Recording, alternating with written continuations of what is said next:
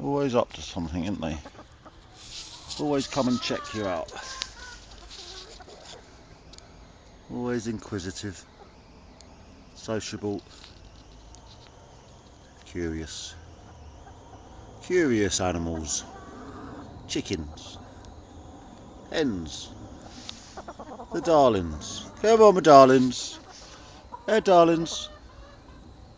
Who have we got there? We've got yellow. We've got green. That's Speedy. We've got pink. Oh, pink. Yeah, good girl. And over there we've got Marge, who is the matriarch, who's red, and blue in the middle, and purple, who's Mia. And they're all related. Sisters, cousins, and we've got on okay. This is the first snow. I let them out the other day in the snow. Took the children to school, come back, and they were kicking about for a while, but later on I went out to put them away, and they all huddled just inside the door of the coop. And chickens either are in or they're out. If they're in, they're laying eggs, or they're roosting because it's dark, the light's gone, and they're going to bed, watching TV, catching up on the soaps and that. Or they're out and they're foraging and mooching about.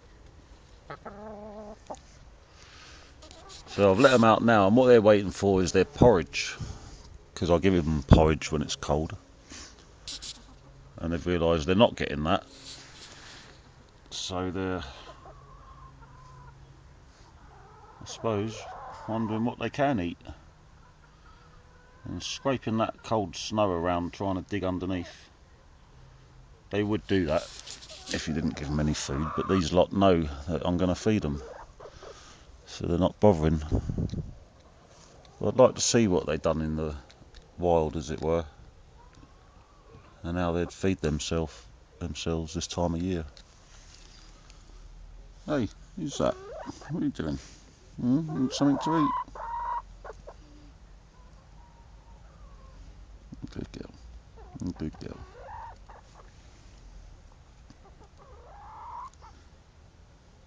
What do you want?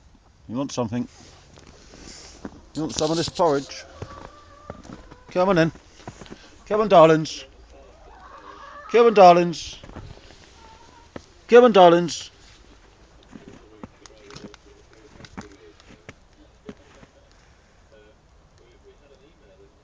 Oh, the others are slow going. Out of just curiosity, they're coming over to see what's going on. As soon as they realise that's food there, they're on it. Oh, when I got them, they were 17 weeks old, and there's the argument of whether you cut their flight feathers to stop them flying. They can't actually fly any real length. They only fly up sort of, I don't know, 4 or 5 foot for a short distance, a few metres. But it's enough for them to have got over these 4-foot fences. So I didn't have the bigger fencing then, so I decided to cut their feathers to stop them flying. And once they know that their feathers have been cut and they can't fly, they don't even attempt to, really. But I think it mucks up their... What people don't realise is that if a chicken gets up onto something of height, when it wants to get down, although it won't fly, it will glide, and it will use those wings to glide themselves. Now you cut one side and it unbalances them, and they lose that confidence in themselves to be able to get down. And I've noticed now where the feathers are growing back or whatever, that they're using flight a lot more, and it gives them, I believe, well I know, the odd chance that if a fox was to get in here, they could at least fly up onto something for just a second, or have confidence in the ability that they will at least try and flap away and fly up, rather than if they know they can't do that by cutting their feathers, their flight feathers, then they won't. They will just run around and be picked off by the fox. So I've got these bigger fences now, builders fencing. They can't fly over that, and it has, as well as a bit of protection from a fox. It's not as easy to get over there to him, but he can. So it's about odds. So that's what I'm going to do. So they're tucking into their cereal, their porridge. This time of year, and because this place has been picked dry of bits and pieces in the ground over the summer and everything, it has still got a lot of their nutrients and the stones that they need. But you can also crush up their own eggshells, bake them in the oven, dry them out and crush them, and put that with porridge. And that's what I've been doing, because they collect stones,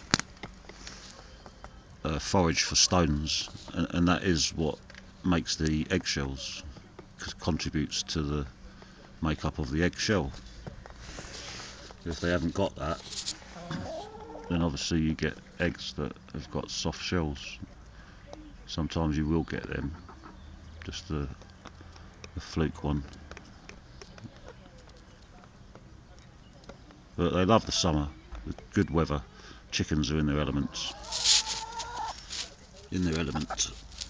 Alright, Marge. Marge is the chief hen. She's always shown more intelligence than the others, and they do a funny little thing where the last one checks that the others are in when they roost, and they do calls, and they're sort of making sure everyone's in.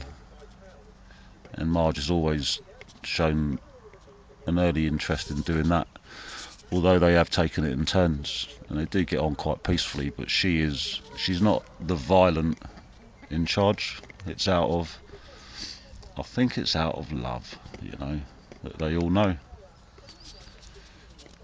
Until you've had chickens, you don't realise what they're like. They're not dirty, vicious, smelly, stupid animals. They're very interesting. One of the best things I've ever done was get chickens, as well as the example that it gives to my children and the variety in their childhood. It has a lot of plus points, of which I'm very proud of. Simple things. 6 chickens in your garden, easy to keep. You sell the eggs, it pays for their feed, their bedding and everything. You just got to go out and feed them, spend a bit of time with them. But there's 6 of them. They're quite happy on their own. They're cleaning each other there.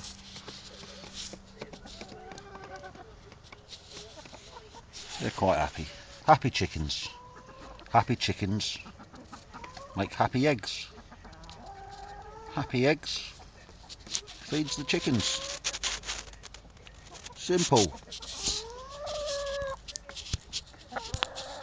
Say bye.